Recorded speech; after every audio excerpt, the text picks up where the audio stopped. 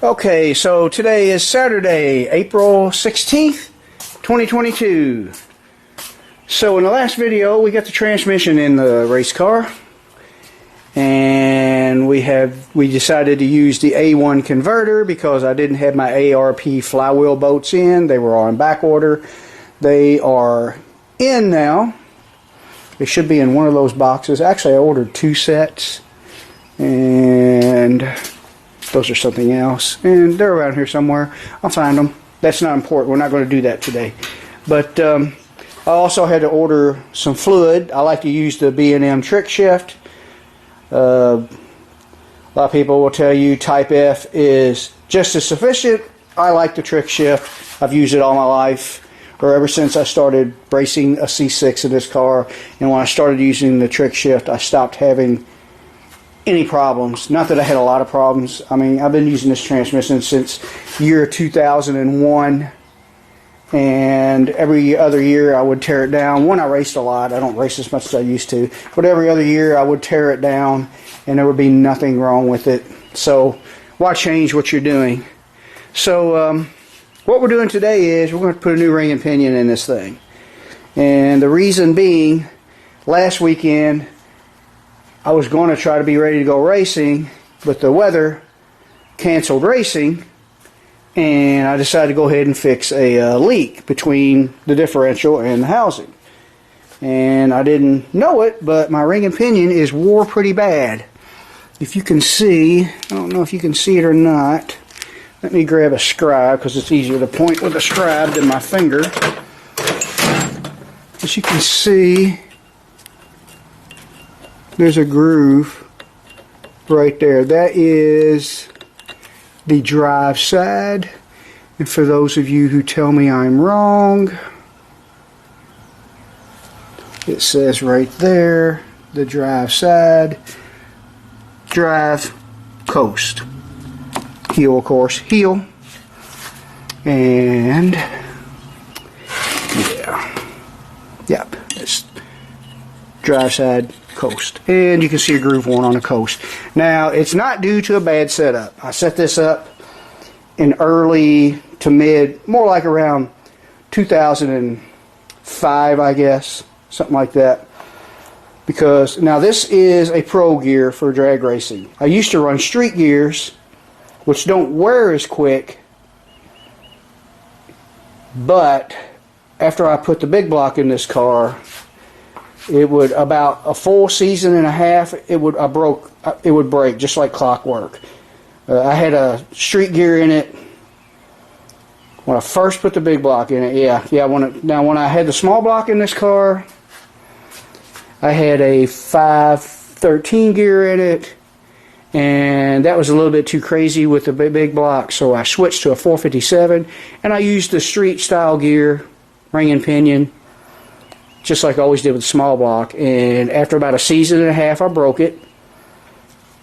I replaced it, got a full season and a half out of it again, broke it again. So the difference between the pro gear and the street gears is street gears are harder, so that they wear better, and you get longer lasting ring and pinion on the street. That's why your old Ford stock rear ends can go forever, and unless something goes wrong with the bearings, they don't really wear out. It takes a lot. But now the pro gear is soft, and the advantage to that is that it takes shock better and is less prone to break. But after a lot of use, you wear it out, and that is what that groove is. And it's not due to a bad setup. If you look at, especially, you can really see it on my coast side right here. That is about what the wear pattern should look like. You can see I'm going from there to there. It's about in the middle. And if you look right here, coast, yeah, it's right about in the middle. And on the drive side, they show it kind of favoring the bottom of it. And let's see, here is the drive side. Yeah, I'm kind of covering it. It's a little deep. But that's pretty much what they're showing in the picture. So it was set up right. It's just got a lot of passes on it, and Even though the Pro gear is not as prone to breaking, they do wear out. But I'd rather wear one out than break one because you risk damaging everything else. Bearings are all good. This rear end has a Zoom nodular case. Got a Daytona pinion support. All my bearings are good. I got everything ordered. It took about 2 weeks to get everything. Ordered everything from Mark Williams this time. Summit did not have my ring and pinion in stock. Actually, Mark Williams told me they didn't have it in stock. It'd be 3 weeks, but they got it to me within a week and a half. So I guess there was a false alarm. And I take a 35 spline pinion. I forgot what brand, but that's an aftermarket yoke. I bought that a long time ago. And my pinion has a 1-inch 875 bearing flange for the large bearing, which you use in the Daytona pinion support, aluminum pinion support. And forgot the brand of the spool. It might be strange. I ordered it a long time ago. So yeah, we're going to get all that together.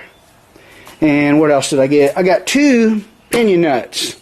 I had to destroy my pinion nut. I could not break it loose. Let's see, where did it go? Hello, Crystal.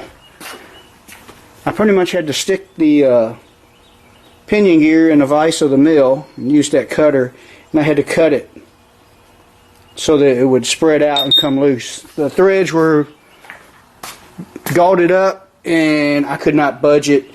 I had that thing locked in this vise here and I was just dragging the table out with a big long cheater bar, so I ended up doing that, which the pinion is scrap anyway, so only thing I had to do was buy a new nut.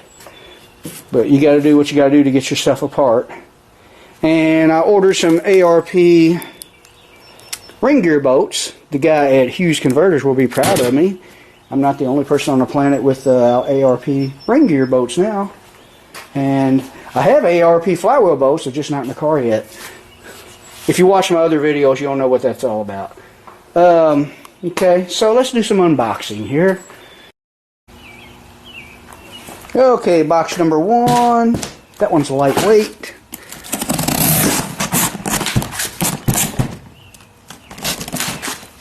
I really should have put this on the tripod.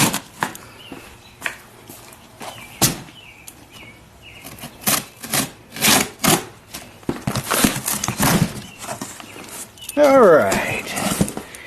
We have a gasket.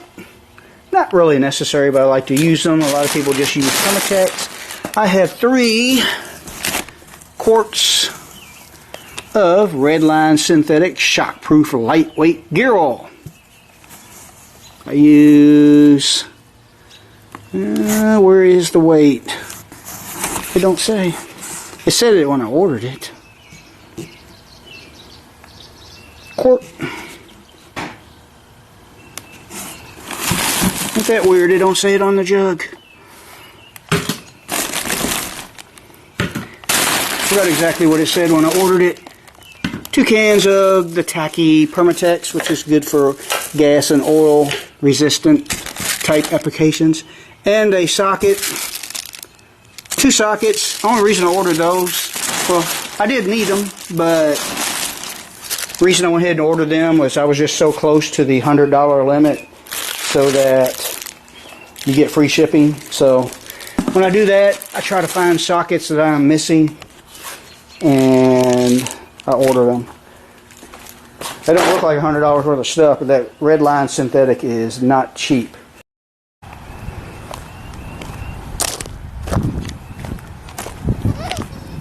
What have you got? What? What do you got? Did you bring him out of the basement? Well, that's face down in the mud. That's where he belongs. There you go. You have fun. Tear him up.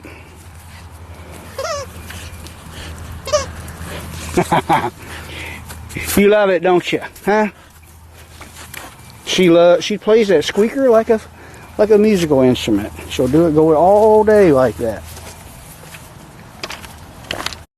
Okay, box number 2. That is the transmission fluid. You can tell by the weight.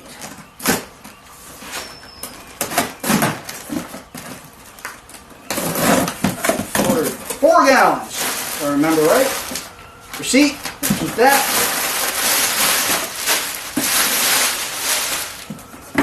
4 gallons. B&M.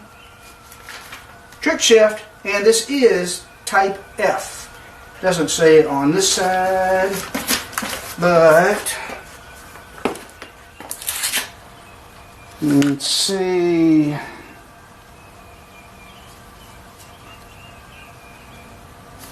Right down there, type F. Meets or exceeds type F requirements.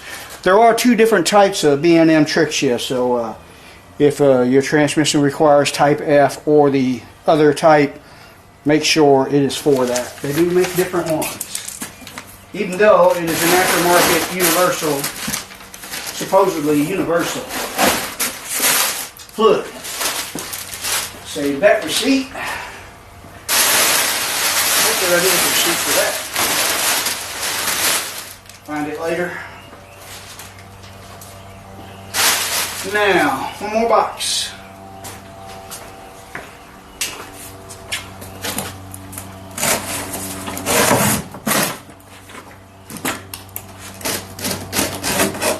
You know when you order a bunch of stuff and take a long time to open it, you almost forget what you ordered, so it's almost like Christmas? Oh yeah.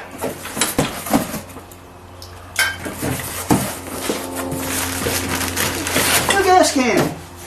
I could have used a regular can, but I wanted an official racing fuel can.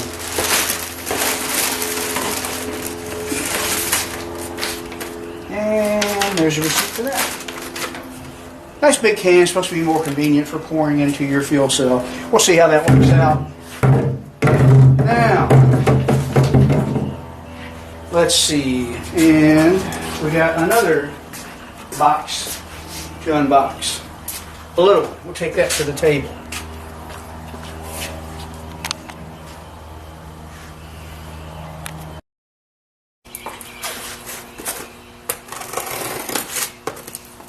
Save all my receipts. That'll work. Keep that there. Set this over here. Okay, these are, this is the rear pinion bearing. That's what it should be. The one that goes right here. Goes into the case. It looks like they sent me a bunch of newspaper for something I can't really. Here it is. New pinion bearing with the retainer. Fits right down in there. We'll leave that right there for now because that's the first thing I'll be doing. And in case you're wondering where my Trino went, it's in the car trailer. I haven't even had time to put the hood on it yet because of crappy weather and getting this thing ready to do some racing. I'm really hoping. I can't guarantee it, but I'm really hoping that after all this is done, I'm hoping that that worn out gear may have been where my ET went, and the converter will get it back to where it was, and I can do some trouble-free racing like I used to do a long time ago. I would go pass after pass after pass and never pull the hood off of it. I want to get that back. But anyway, if I can get back to that, we can get around to messing with the Trino, and I need to put a new roof on the house too.